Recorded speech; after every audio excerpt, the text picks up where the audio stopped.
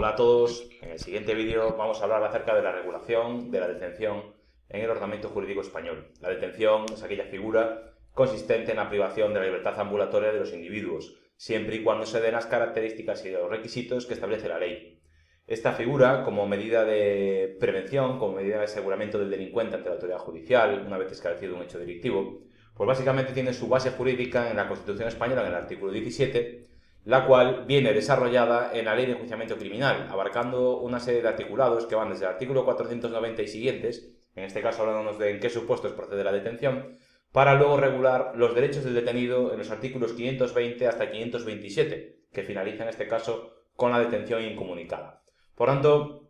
si nos ceñimos estrictamente a lo que dice la Ley de Enjuiciamiento Criminal, sobre la base específica de la Constitución de que la detención tiene que durar el tiempo mínimo imprescindible, y en todo caso como máximo 72 horas, que hay que informar de manera inmediata y de forma que lo pueda entender de los derechos del detenido, que tiene derecho a la asistencia letrada, en definitiva también que cuando se encuentre ilegalmente detenido pueda acudir al habeas corpus. La Ley de Enjuiciamiento Criminal lo que hace es desarrollarnos esta regulación básica en los artículos, como decía anteriormente, 490 y siguientes. En el artículo 490 nos habla la Ley de Enjuiciamiento Criminal, por tanto, de en qué supuestos cualquier persona, incluido un particular, por tanto, puede detener. Por lo que lo mismo el 490 nos habla de la detención por particulares. Cuestión que no debemos confundir con la figura extraña que alguna vez los periodistas en la televisión hablan de la retención, que eso no existe en nuestro ordenamiento jurídico. O detienes a una persona o no la detienes, o la privas de libertad o no la privas de libertad, pero no hay figuras intermedias. Por tanto, en el artículo 490 se nos permite que cualquier persona puede detener a aquella persona que va a cometer un hecho delictivo cuando intente cometerlo,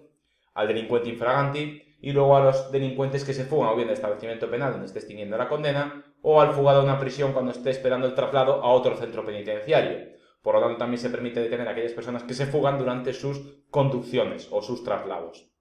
Igualmente, permite también la Ley de Enjuiciamiento Criminal que los particulares detengan a los que salen en situación de rebeldía, de tal manera que han sido citados para comparecer en un juzgado y no lo han hecho. Por tanto, los jueces los ponen en lo que también soléis escuchar habitualmente en las noticias, en busca y captura, lo que lo mismo tienen una requisitoria para búsqueda, detención y personación o ingreso en prisión, dependiendo.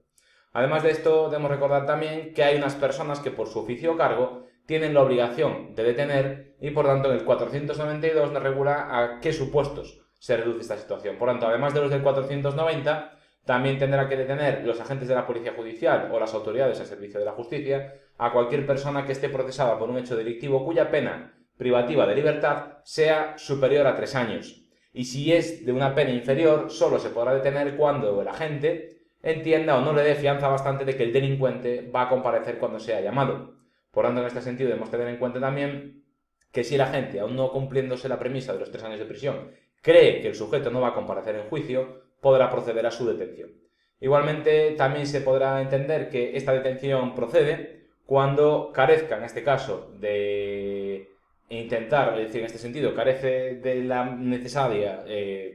número de años establecidos en la ley, pero la gente puede tener en cuenta que, aún no teniendo ese número de años de prisión el delito cometido, el agente crea que hay motivos suficientes para creer que el hecho delictivo se ha producido y además que tenga también motivos suficientes para entender que la persona detenida participó en el hecho. Por lo tanto, si yo creo que el sujeto cometió el hecho delictivo y la acción reviste carácter de delito, entonces también podemos proceder a su detención. No olvidemos que esta figura no es otra cosa que el aseguramiento del delincuente para garantizar que va a comparecer ante el juez para que éste decida sobre su situación procesal. También habrá obligación de detener cuando haya un mandamiento de prisión para una persona, cuando se cometa un delito flagrante, entendiendo por este el delito que se acaba de cometer o el que se está cometiendo, y también el delito que se acaba de cometer y el delincuente emprende la huida. Igualmente también debemos tener en cuenta que cuando un delincuente está siendo inmediatamente perseguido por las fuerzas y cuerpos de seguridad y se oculta o refugia en algún tipo de vivienda, también en este sentido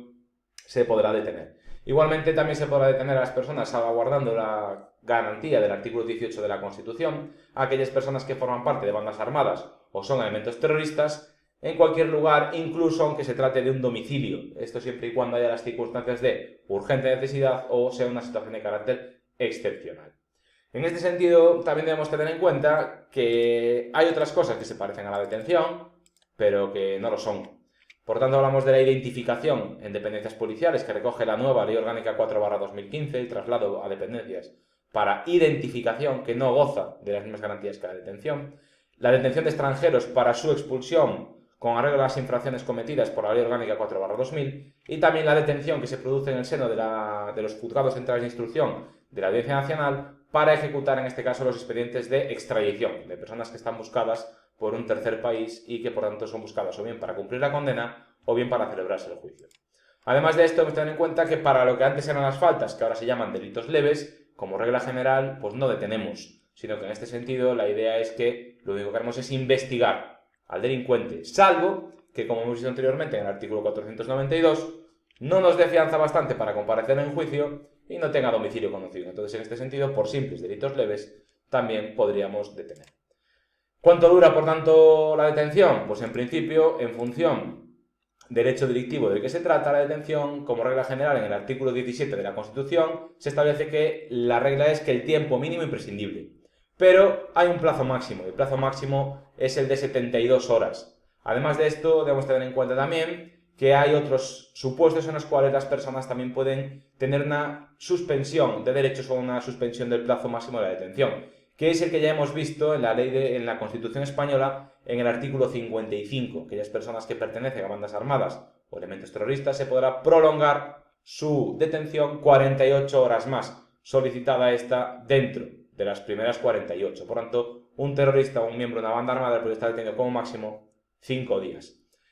Para los menores que han cumplido 14 años pero no han llegado a los 18, la detención, que se rige por la Ley Orgánica 5/2000, solo puede durar como máximo 24 horas. Y durante la vigencia de los estados de excepción y de sitio, debemos tener en cuenta que en estado de excepción, como así regula la propia Ley Orgánica 4/1981, la detención puede durar un máximo de 10 días, ¿vale? Por lo tanto, esto también es importante tenerlo en cuenta a efectos de conocer cuánto tiempo como máximo puede tener una persona privada de la libertad ambulatoria que reconoce la Constitución en su artículo 17.2. Además de esto, debemos tener en cuenta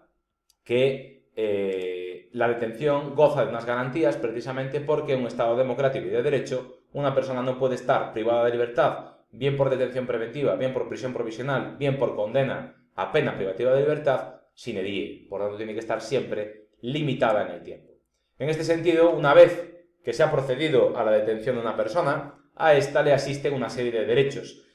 que han sido reforzados al transponer una directiva europea en el año 2015, modificando, por tanto, el contenido del artículo 520, fortaleciendo las garantías de la persona privada de libertad. En este sentido, en primer lugar, la Ley de Enjuiciamiento Criminal nos dice que se debe detener a la persona de manera que menos perjudique al detenido y durando siempre el tiempo mínimo imprescindible para realizar las averiguaciones tendentes al esclarecimiento de los hechos. En este atestado policial, cuando se detenga a una persona, hay que hacer constar la hora de la detención, la fecha y cuándo se pone a disposición judicial, así como también informar por escrito de los derechos que le asisten, de las razones de la detención y los hechos por los cuales se detiene a la persona. Igualmente, cambia también en cuanto a lo que es la designación del abogado. Anteriormente, a 2015, el abogado tenía 8 horas para comparecer, ahora tiene 3. En este sentido, cabe que el abogado sea designado por el sujeto o también, si no designa ninguno, se le pondría de oficio. La función del abogado con el detenido es sencillo. Primero,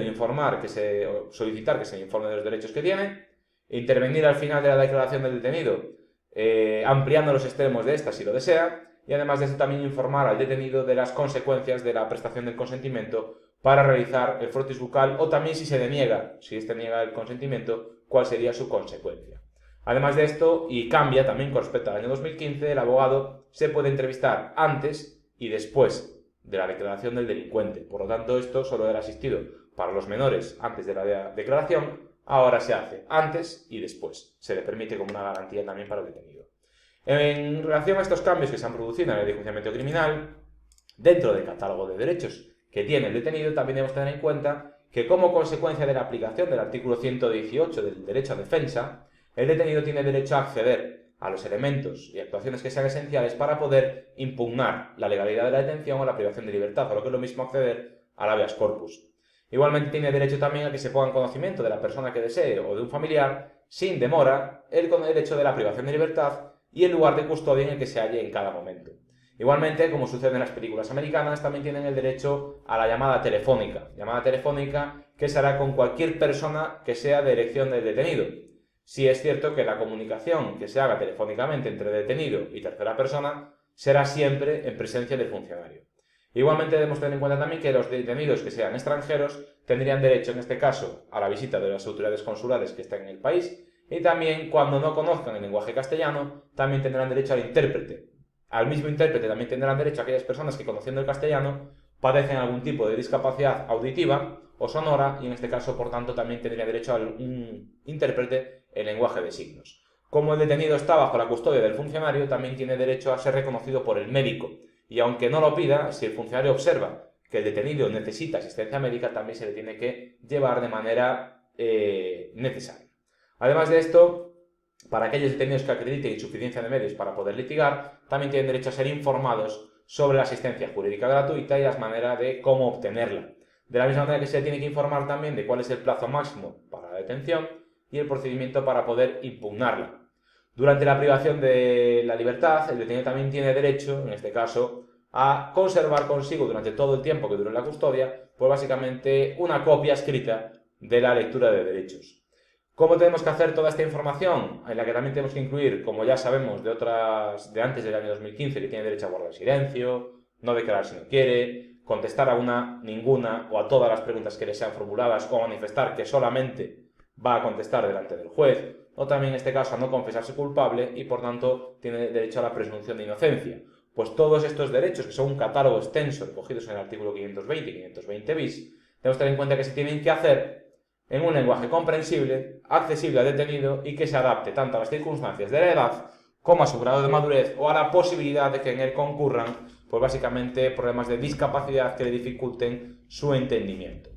Debemos tener presente también que la persona detenida, cuando se trate de bandas armadas o elementos terroristas, tiene una serie de derechos de los cuales no va a poder gozar, que básicamente sería la limitación del derecho a la libre designación de abogado, por tanto siempre va a ser de oficio, y también se le va a suspender el derecho a comunicarse con terceras personas, salvo que en este sentido se autorice de manera excepcional por parte del juez, del Ministerio Fiscal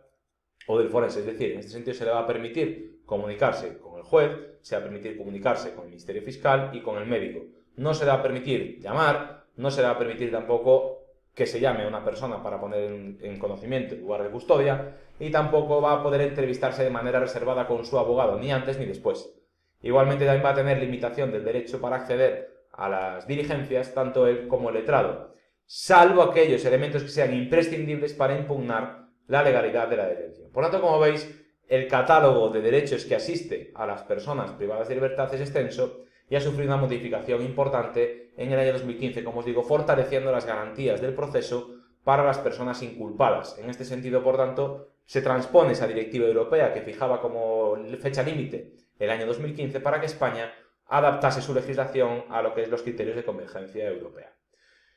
Por lo tanto, espero que el vídeo os haya resultado útil en vuestro estudio y hayáis comprendido un poquito mejor cuáles son las características, las garantías y los plazos principales de la detención. Si os ha gustado el vídeo, por favor, darle a me gusta, y si queréis dejar un comentario también os agradeceremos, ¿vale? Así que un saludo a todos y buena semana.